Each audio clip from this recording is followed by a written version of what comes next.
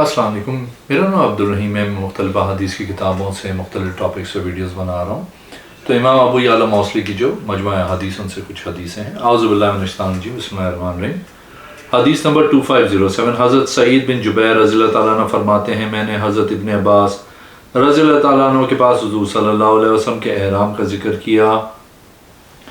آپ رضی اللہ تعالیٰ عنہ نے فرمایا کہ حضور صلی اللہ علیہ وسلم نے احرام باندھا، جس وقت نماز سے فارغ ہوئے پھر آپ چلے، جب سواری پہ سوار ہوئے اس پہ سیدھے ہو کے بیٹھ گئے، احرام باندھا۔ صحابہ کرام نے یہ دیکھا، انہوں نے کہا حضور صلی اللہ علیہ وسلم نے اس وقت احرام باندھا جس وقت جانے لگے، انہوں نے کیوں یہ حالت دیکھی تھی؟ پھر آپ چلے یہاں تک کہ مقام بیدا پہ چڑھے۔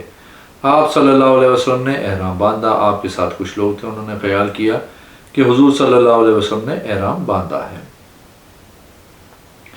ایک اور حدیث ہے 2508، حضرت قاسم بن محمد فرماتے ہیں، میں نے حضرت ابن عباس رضی اللہ تعالیٰ عنہ کو فرماتے ہوئے سنا کہ حضور صلی اللہ علیہ وسلم نے بنی اجلان کے قبیلے کے ایک آدمی اور ایک عورت کے درمیان لعان کروایا۔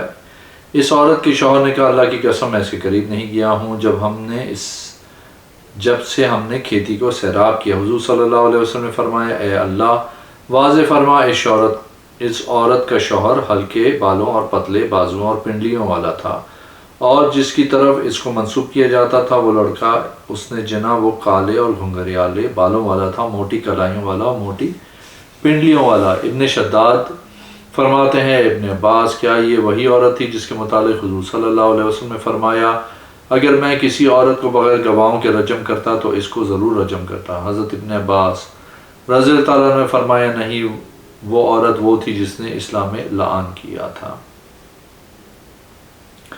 ایک اور حدیث ہے 2509، حضرت ابن عباس رضی اللہ تعالیٰ عنہ فرماتے ہیں کہ ایک آدمی نے عرض کی، یا رسول اللہ صلی اللہ علیہ وسلم، میری والدہ وصال کر گئی ہیں، اگر میں ان کی جانب سے صدقہ کروں تو ان کو نفع ہوگا؟ آپ صلی اللہ علیہ وسلم نے فرمایا، جی ہاں۔ ایک اور حدیث ہے 2510، حضرت ابن عباس رضی اللہ تعالیٰ عنہ فرماتے ہیں، میں نے حضور صلی اللہ علیہ وسلم سے سنا، آپ صلی اللہ علیہ وسلم نے فرمایا، کوئی آدمی کسی عورت کے ساتھ تنہائی میں نہ بیٹھے، کوئی عورت سفر نہ کرے مگر اپنے محرم کے ساتھ۔ ایک آدمی کھڑا ہوا اور عرض کی، یا رسول اللہ صلی اللہ علیہ وسلم، میں فلاں فلاں جہاد میں جا رہا ہوں، میری عورت حج کے لیے جا رہی ہے۔ آپ صلی اللہ علیہ وسلم نے فرمایا، تو اپنی بیوی کے ساتھ حج کرنے کو چل۔ ایک اور حدیث ہے 2511، حضرت ابن عباس رضی اللہ تعالیٰ عنہ فرماتے، حضور صلی اللہ علیہ وسلم نے فرمایا، میں معراج کی رات بڑی پاک ہوا کے پاس سے گزرا، میں نے کہا، جبریل علیہ السلام، یہ کون سی ہوا ہے؟ حضرت جبریل علیہ السلام نے عرض کی، معاشت بنت فرعون ہے، وہ کنگھی کر رہی تھی، اس کے ہاتھ سے کنگھی گری، اس نے کہا بسم اللہ۔ فرعون کی بیٹی نے کہا، کیا میرا باپ رب نہیں؟ معاشتہ نے کہا، میرا رب اور تیرے باپ کا رب۔ اس نے کہا، اس وقت؟ اس نے کہا، تو بھی کہے۔ اس نے کہا، تیرا رب میرے علاوہ کوئی اور ہے؟ اس نے کہا، میرا اور تیرا رب آسمان میں ہے۔ اس نے اس پہ گائے کا گوبر ڈالا۔ اس لڑکی نے کہا، مجھے آپ سے کام ہے۔ اس نے کہا، کیا کام ہے؟ اس نے کہا، میری اور میری اولاد کی ہڈیاں جمع کرو۔ اس نے کہا، تجھے بھی اور جو بھی حق سے ہٹے گا اس کو ڈالا جائے گا۔ اس نے اس کے بچوں کو ایک ایک کر کے ڈال دیا، آخر میں ایک بچہ ڈالا۔ اس نے کہا، اے امی صبر کرنا، بے شک تو حق پہ ہے۔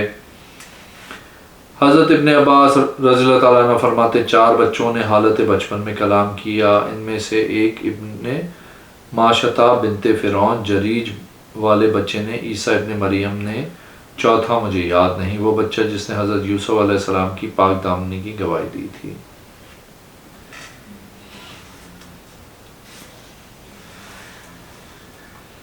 ایک اور حدیث ہے 2512، حضرت ابن عباس رضی اللہ تعالیٰ عنہ فرماتے، حضور صلی اللہ علیہ وسلم کے لیے لحد بنائی گئی تھی۔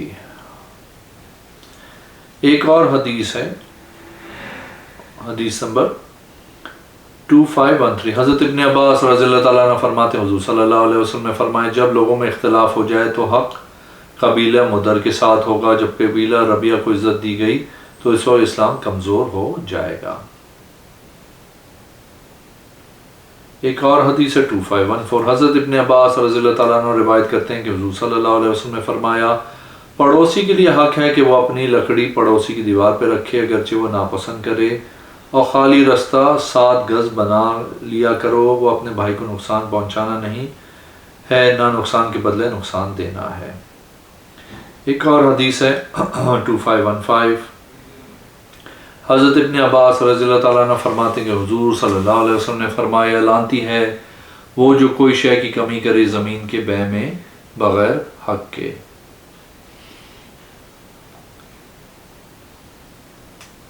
ایک اور حدیث ہے 2516، حضرت ابن عباس رضی اللہ تعالیٰ عنہ فرماتے ہیں کہ حضور صلی اللہ علیہ وسلم نے فرمایا، اس کا تعلق ہم سے نہیں، جو حاملہ سے وطی کرے، زنا ہونے کی وجہ سے حاملہ ہو، وہ کسی مرد سے شادی کر لے تو یہ مرد اس عورت سے وطی نہ کرے، کیونکہ اس طرح نسب میں شک ہوگا۔ ہاں اگر اپنی بیوی ہو تو اس حالت حمل میں بھی وطی جائز ہے۔ ایک اور حدیث ہے 2517، حضرت ابن عباس رضی اللہ تعالیٰ عنہ فرماتے ہیں حضور صلی اللہ علیہ وسلم نے میت کو دفن کرنے کے بعد اس کی نماز جنازہ پڑھی، یعنی دفن کرنے کے بعد اس کے لیے دعا کی۔ ایک اور حدیث ہے 2518، حضرت ابن عباس رضی اللہ تعالیٰ عنہ فرماتے حضور صلی اللہ علیہ وسلم نے فرمایا، میں مدینہ کی حد کو اس طرح حرام قرار دیتا ہوں جس طرح مکہ کی حدود کو حرام قرار دیا ہے۔ ایک اور حدیث ہے 2519، حضرت ابن عباس رضی اللہ تعالیٰ عنہ فرماتے کہ ایک عورت حضور صلی اللہ علیہ وسلم کے زمانے میں مسلمان ہو گئی، اس کا شوہر اس کے بعد آیا اور عرض کی، یا رسول اللہ صلی اللہ علیہ وسلم، یہ عورت میرے ساتھ اسلام لائی ہے۔ آپ صلی اللہ علیہ وسلم نے اس کو واپس لوٹا دی۔ ایک اور حدیث ہے 2520، حضرت ابن عباس رضی اللہ تعالیٰ عنہ فرماتے کنواری عورت، ایک کنواری لڑکی حضور صلی اللہ علیہ وسلم کی بارگاہ میں آئی اور اس نے بتایا کہ اس کے باپ نے اس کا زبردستی نکاح کر دیا ہے، وہ اس کو ناپسند کرتی ہے، حضور صلی اللہ علیہ وسلم نے اس کو اختیار دے دیا۔ ایک اور حدیث ہے 2521، حضرت ابن عباس رضی اللہ تعالیٰ عنہ فرماتے حضور صلی اللہ علیہ وسلم نے روزہ رکھا، جب اسفان کے مقام پہ آئے پھر آپ صلی اللہ علیہ وسلم نے افطار کر دیا۔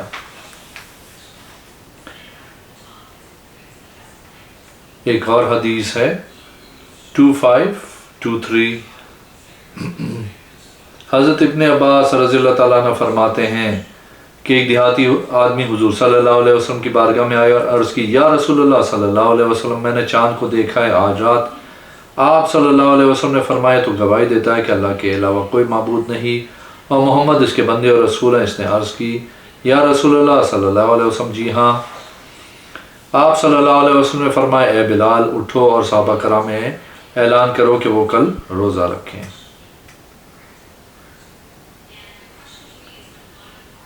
ایک اور حدیث ہے 2524، حضرت ابن عباس رضی اللہ تعالیٰ عنہ فرماتے حضور صلی اللہ علیہ وسلم جمعے کے دن صبح کی نماز میں علم تنزیل اور حل اتا علی الانسان پڑھتے تھے۔ ایک اور حدیث ہے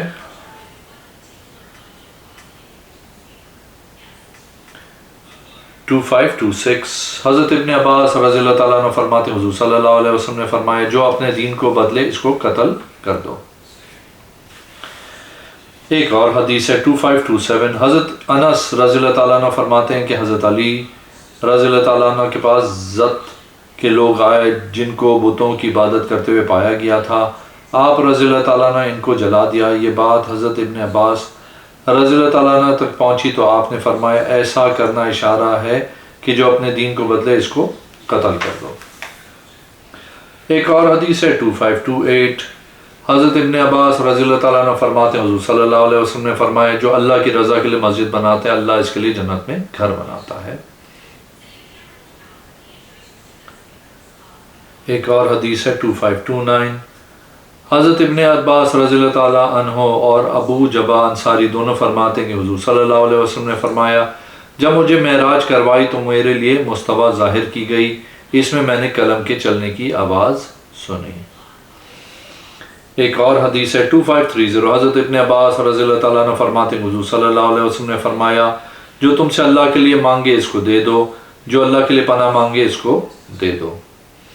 ایک اور حدیث ہے 2531، حضرت ابن عباس رضی اللہ تعالیٰ عنہ فرماتے ہیں حضور صلی اللہ علیہ وسلم نے فرمایا، اپنی نگاہ سے اس منظر کو دیکھ رہا ہوں کہ جو شخص کعبہ شریف کا ایک ایک پتھر اکھیڑ دے گا وہ کالا، سیاہ اور کشادہ ٹانگوں والا ہوگا۔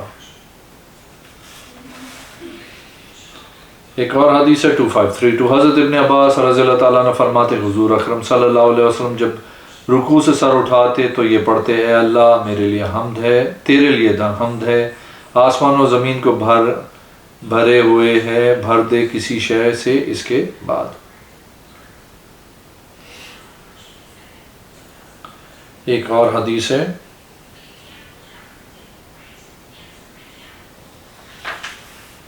2534 حضرت ابن عباس رضی اللہ تعالیٰ عنہ فرماتے ہیں حضور صلی اللہ علیہ وسلم نے فرمایا جو اپنے نسب کو بدلے یا اپنے آقا کے علاوہ کسی اور کو آقا بنا لے اس پہ اللہ اور اس سے فرشتوں کی لعنت ہو اور تمام لوگوں کی۔ ایک اور حدیث ہے 2535 حضرت ابن عباس رضی اللہ تعالیٰ عنہ فرماتے ہیں حضور صلی اللہ علیہ وسلم گھبراہٹ کے وقت یہ دعا مانگتے لا الہ الا اللہ العظیم الی آخر۔ دعا ہے لا الہ الا اللہ رب العرش العظیم لا الہ الا اللہ رب السماوات السبع و رب العرش العظیم۔ ایک اور حدیث ہے 253 سے حضرت ابن عباس رضی اللہ تعالیٰ عنہ فرماتے ہیں حضور صلی اللہ علیہ وسلم وادی الازق پر آئے اور فرمایا یہ کون سی وادی؟ عرض کی گئی وادی الرزق ہے۔ فرمایا گویا میں دیکھ رہا ہوں کہ موسیٰ علیہ السلام کی طرف کہ آپ علیہ السلام وادی سے نیچے اتر رہے ہیں، وہ بلند آواز سے تلبیہ پڑھ رہے ہیں، پھر آپ کا گزر ثنیہ قدا سے ہوا تو آپ نے فرمایا یہ کون سی جگہ ہے؟ عرض کی ثنیہ قدا۔ آپ نے فرمایا گویا میں حضرت یونس بن متی علیہ السلام کو دیکھ رہا ہوں، سرخ اونٹنی پہ ان کی لگام کھجور کی چھال کی ہے اور آپ علیہ السلام کا صفوف کا جبہ ہے۔ ایک اور حدیث ہے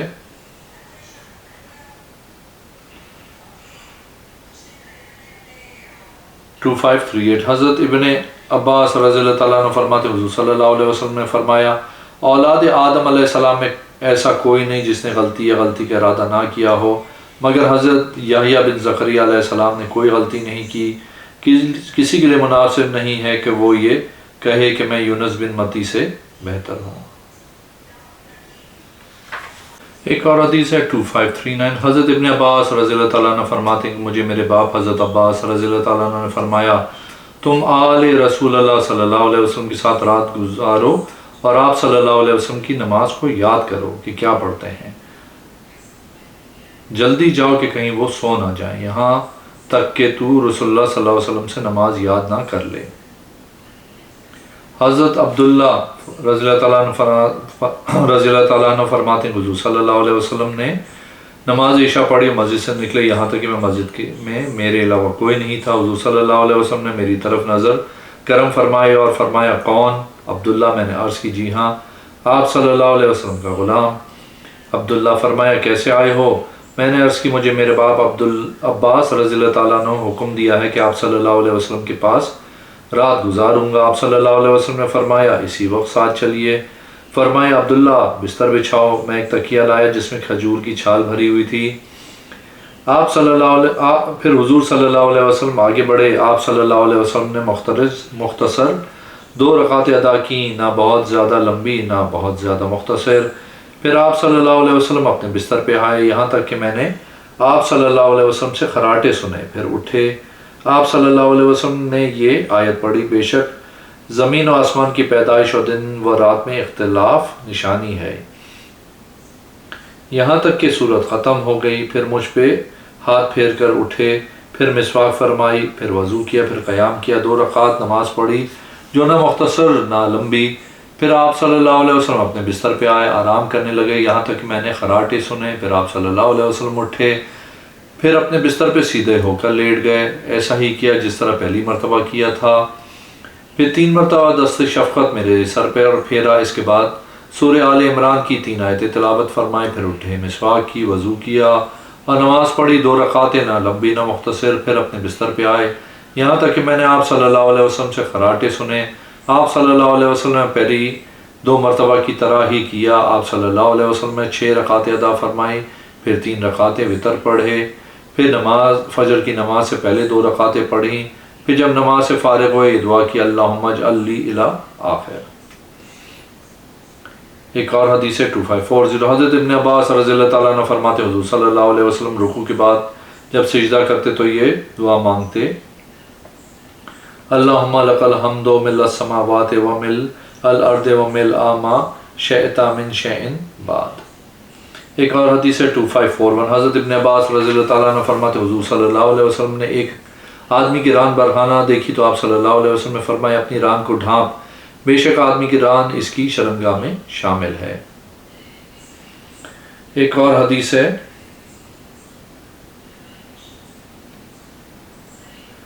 2543،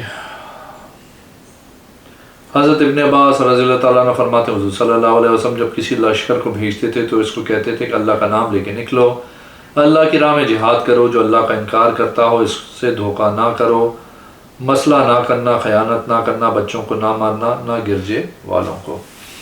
اگر آپ نے میرے چینل کو سبسکرائب نہیں کیا تو ابھی تک کر دیں، پلیز اس ویڈیو کو لائک کریں۔ اگلی میں انشاءاللہ حاضر ہوں گا۔ اللہ حافظ۔